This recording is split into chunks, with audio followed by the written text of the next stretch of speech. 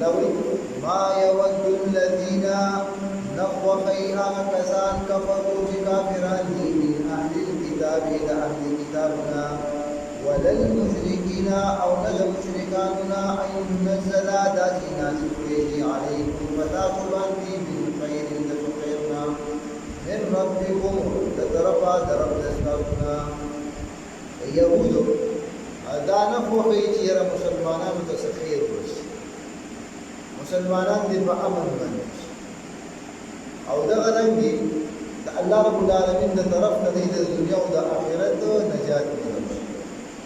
دی وجه باندې قرآن کریم کې انسان پورا پیدا کړی الله رب العالمین په دې نو کې باندې ځان کوو په دنیا کې یو انسان دی یو شی پیدا کړي د هغه په هر یو شی باندې هغه انسان خپل اگر چې کله خراب شي نو بیا هغه ته واپس کی چې ردی کی دروازه راغلی نو موږ پرې کې دی الله رب العالمین انسانان پیدا کړی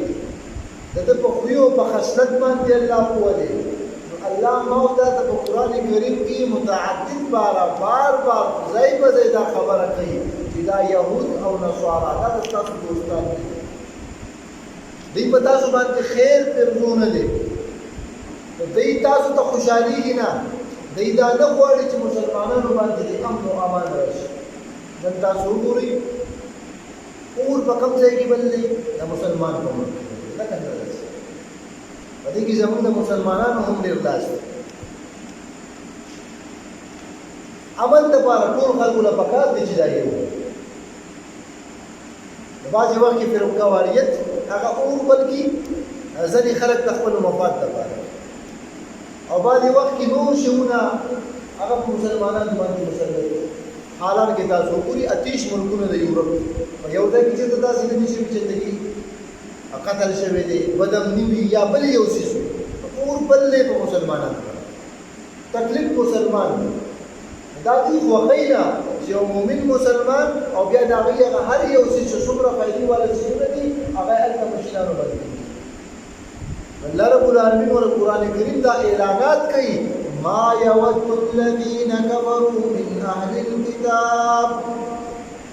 ود ویلګي ودو ودا یود د زړه خوښي دا وي یعنی ظاهره کې خو بتا ته خان دي خپل بدر ته چنګږي خو غوړې د زړه کې د زړه حسد ته د زړه نه غواړي چې دا مسلمان باندې خیر راشي دا مسلمان دی په امن کې شي د دې مالدار شي او د دې په دنیا او آخرت کې نجات وي الله دې خو وي چې الله درته وایي دا شیخ